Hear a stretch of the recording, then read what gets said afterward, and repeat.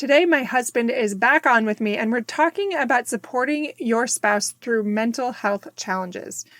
We discuss how your spouse's mental health journey can be a chance to reshape your love and replace that fear with understanding and turn that isolation into connection. We also talk about how marriages are not immune to mental health challenges, but they can be a safe place for healing and growth. So if you're wondering how to show up better for a loved one who's struggling with depression or anxiety or any other mental health challenge, today's episode will help you better understand what to do in those shadowlands of life. Let's jump in.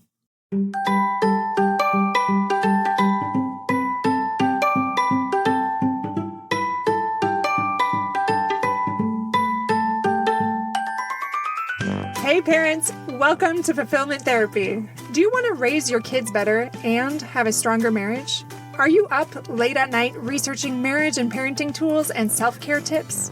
Do you start each day hoping for deeper connections and less chaos, but it ends with family arguments and going 12 different directions again?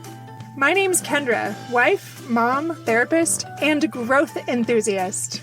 It wasn't until I discovered how to fulfill my unmet needs that I was finally able to show up as my best self as a spouse and parent. I realized that by meeting my needs, I could more fully meet the needs of my family with more energy and less resentment. In this podcast, I teach parents skills like boundary setting, prioritizing personal needs, communication, and claiming ownership. Just like my clients, you'll be shocked by the improvement in your marriage, parenting, and personal life when you focus on fulfilling your important unmet needs. Ready to prioritize yourself so you can quit mentally throat punching people? Then grab those earbuds and head outside, and let's walk and talk.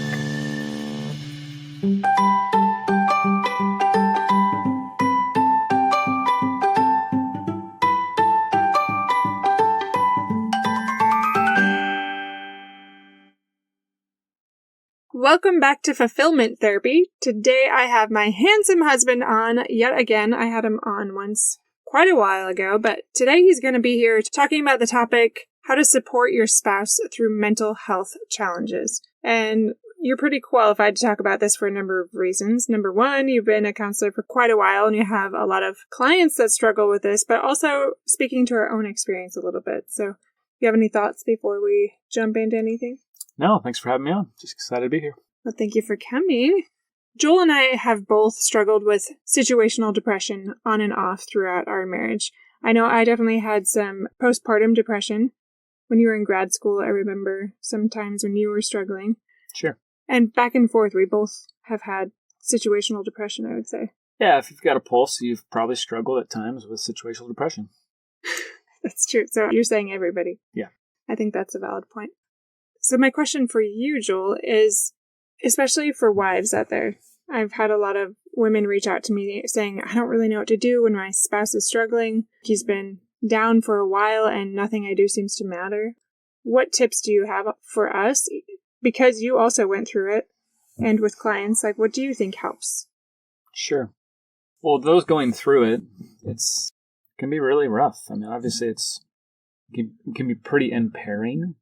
I think being able to start from a position of just watching and listening. If your spouse is struggling, try not to jump to too much judgment too quickly, but just watching and listening, and then being able to reframe what they're experiencing and what you're observing with some pretty grounded, kind thoughts. I think it really helps.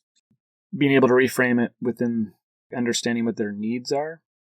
I remember when this was happening to us, sometimes it was really, well, it was often very challenging, feeling helpless and not knowing what to do. And the feedback that you gave me is like, I guess similar to what we often tell our spouses as women, but don't necessarily try to fix it, just be there for me empathetically, and just often you just want me to hold you and not personalize it, but just allow for your own timing in that journey without too much pushing. Would you say that's accurate? Yeah, for sure.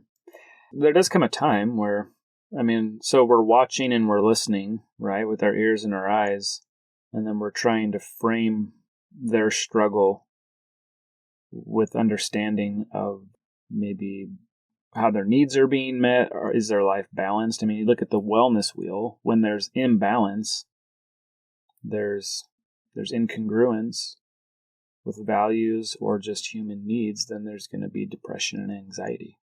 But if it gets to the point where they're not course correcting, that's the benefit of being in a relationship, right? Is being able to lean on each other and intervene and support. So that leads to then directly asking what's up? What's going on? Can you think of times in the past, Kendra, where I've done that with you? Yeah, I think you're pretty compassionate and generally understanding when I am going through things. Over time, as we've got to know each other better, you've given me space to do that without feeling, I think, anxious or this need to fix it. Yeah. But just being loving and patient. So after our oldest son was born, when we lived in Minnesota, I remember you struggling with postpartum. And at that point, I didn't have a lot of insight into it, but I remember sitting down in the living room with you. Do you remember that yellow pad of paper and we were going over things? Do you remember that? I don't, but I do remember how dark it was. And it wasn't just even postpartum. It was also because we lost a child, a miscarriage, and that's when they thought it might have been twins.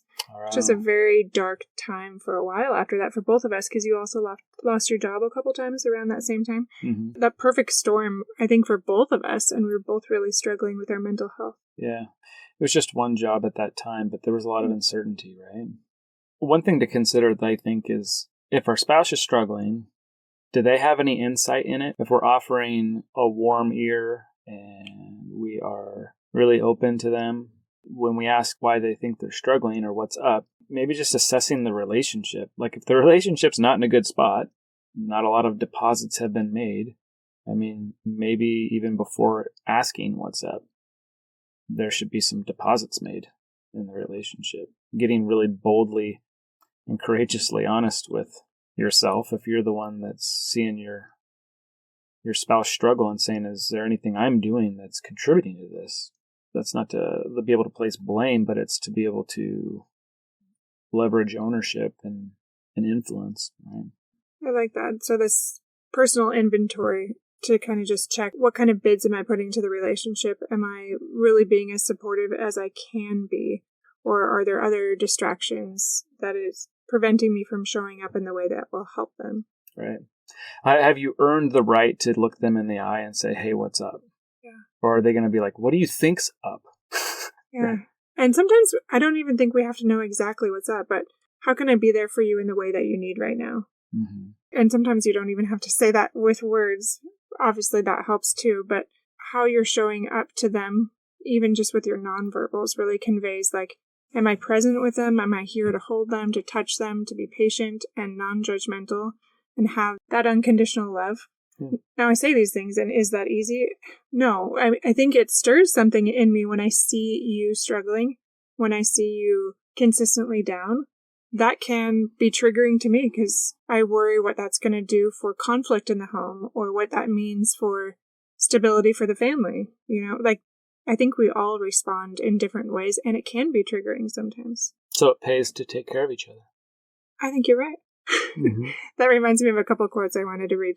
One is by Dr. Terry Real, and he said, "A spouse's mental health journey is an opportunity for couples to redefine love, replacing fear with understanding and isolation with connection." And that reminds me, I don't remember if you're the first one that told me about it, but that TED Talk about how the opposite of addiction is connection. Well, anytime there's connection, it's going to help anything. So in this case, mental health struggles are going to be improved with connection. And to your point there, attachment, a relationship between two people, the attachment that's there, it's human to co-regulate. Like children and babies co-regulate off of their mother, their father. Adults co-regulate off of their peers or their significant other. That's just part of being human in a relationship, is that we co-regulate that way. When the connection's not there, then all of a sudden we become a lot more vulnerable and less resilient. And so another quote here by Dr. David Snarch. Nice. Marriage isn't a sanctuary from mental health challenges. It's a safe place where healing and understanding can flourish. I like that because it's saying it's not a sanctuary, but it's just a safe place. What you were just speaking to with Co-regulating? Well, that and attachment. Our marriage, hopefully, is the most safe and secure relationship that we have. And if that is true, then that's a place where healing and understanding can flourish. And what's funny about that is true. And there are going to be seasons where your spouse simply can't show up for you. Absolutely. And you have to just accept that they're not going to show up for you. It's sad, but it's just the reality. And I think this is where being able to have our own identity, we've individuated from our parents and differentiated ourselves from our parents. And then we've done the same thing. We've gone through that same process of dependence to independence to interdependence, right? We do it in our childhood and we do it in adulthood with our significant other. But being able to have that differentiation, that individuation, that identity, sound and secure within ourselves, but then also with God. Because there have been times, Kendra, in our marriage where like I made you my God. I think it was in a counseling session. I turned to you and I said, I need to apologize. Do you remember this? I don't, but you said it since, and I can understand what you're getting at. Yeah. I was like, I've made you my God, and that's not fair to you, and it's not effective or healthy for our relationship or for me, you know? But there was a lot of growth that's happened since then and through all that. I never want to give the false notion that because I'm doing a fulfillment podcast or a mental health podcast that I have it all together or that we do. Like, I think we learn from each other's challenges. And yes, we're both counselors, but we've had a lot to navigate in our marriage and in our own mental health challenges. Really quickly before I go into that though, what you said reminded me of this other quote. This is by Dr. Harville Hendricks. And he said, in the dance of marriage, sometimes one partner takes the lead in supporting mental health, but both must be willing to move to the rhythm of understanding. So yeah, sometimes one of us is going to have to be that leading person that is going to have to be really the healthier one. Yeah, and I think that can be the case in different ways simultaneously, right? Like, for example, there are times where I've shown up for our family and for our marriage financially, right? Like, I've just been consistent that way, but I'm not in the greatest space with maybe my mental health, but I haven't ever stopped financially. And you show up and you're more present and grounding at home with the kids. So in that way, we're able to kind of balance each other out. Yeah, for sure. So what you said about, but both must be willing to move to the rhythm of understanding, Dr. Harville's quote there, that rhythm of understanding, I think that's what allows us to go to the next level in our relationships is having that joint understanding, right? So being able to first watch and listen and reframe our spouse's state and behaviors. One of the things that we can understand and have joint understanding with, like when I shared with you, like the ownership cycle, the victim cycle, like that's something that we've been able to jointly, like a lens that we can look through, right? And hopefully never like weaponize that information, but like use it to stand shoulder to shoulder on higher grounds together. One of the things is just healthy need fulfillment, being able to understand wellness and what that looks like and the different parts of it, you know? Yeah, and I'm just thinking in our individual challenges too, like we've been mentioning throughout, if we're really examining our own specific trial, like that time you mentioned in Minnesota for me, or primarily taking care of 4 young children and feeling like at my max. Yeah.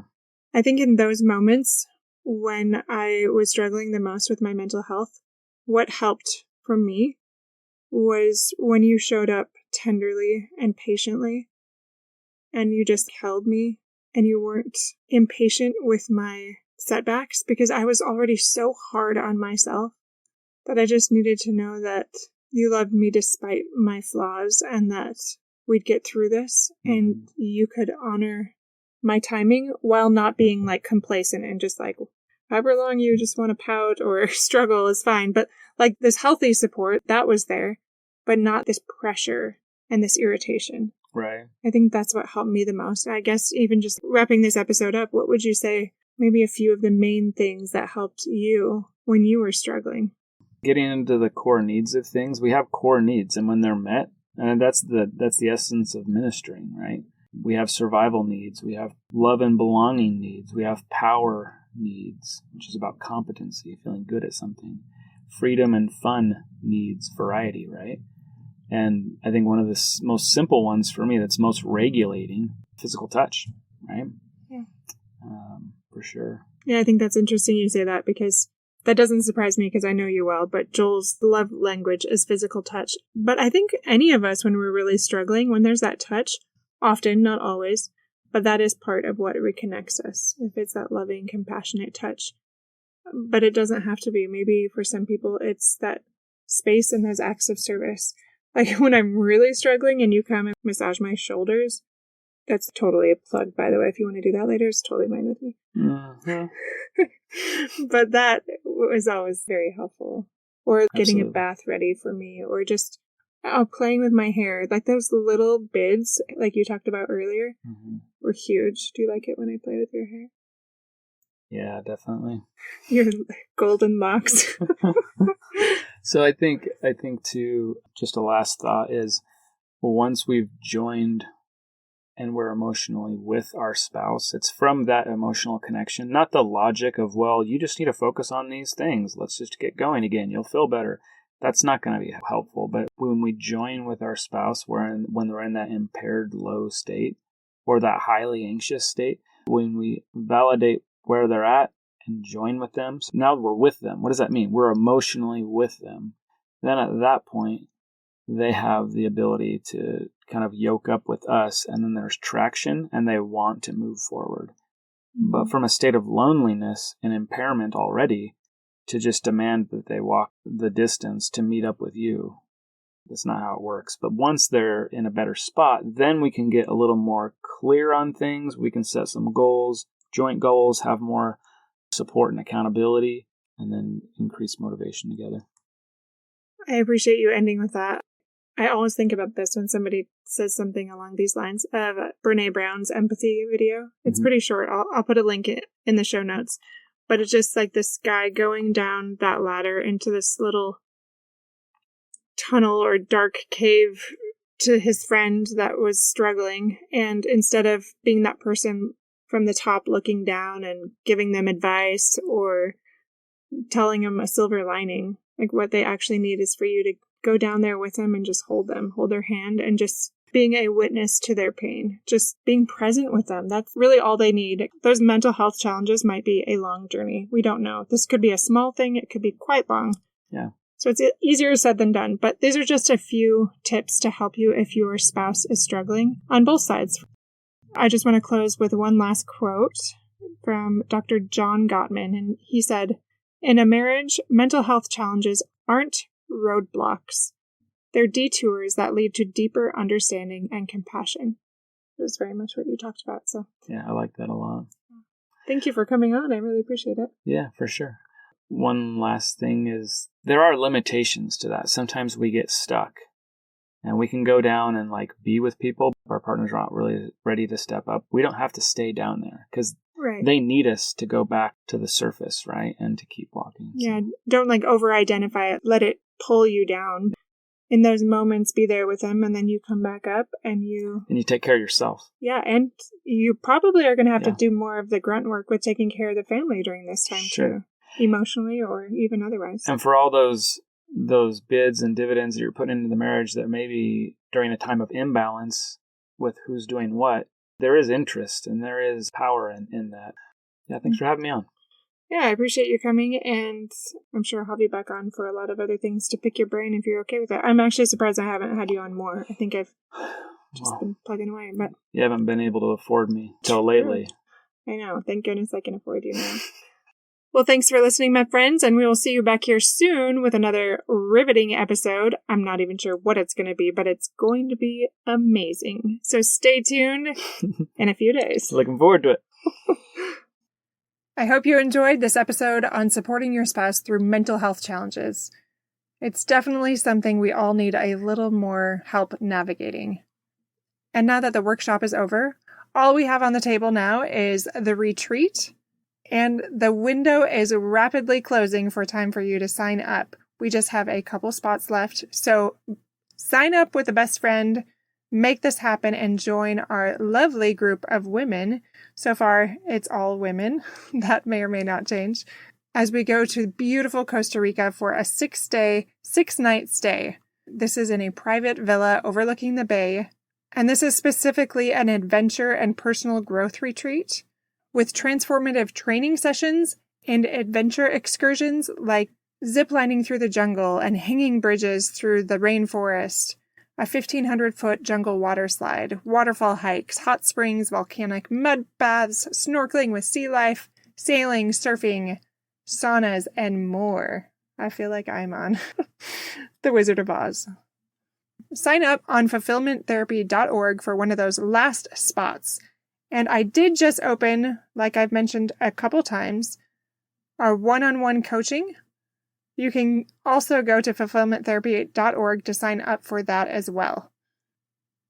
All right, my friends, wishing you the best as always. Have a fantastic, beautiful, glorious, fulfilled week, and I'll see you back here soon. Take care.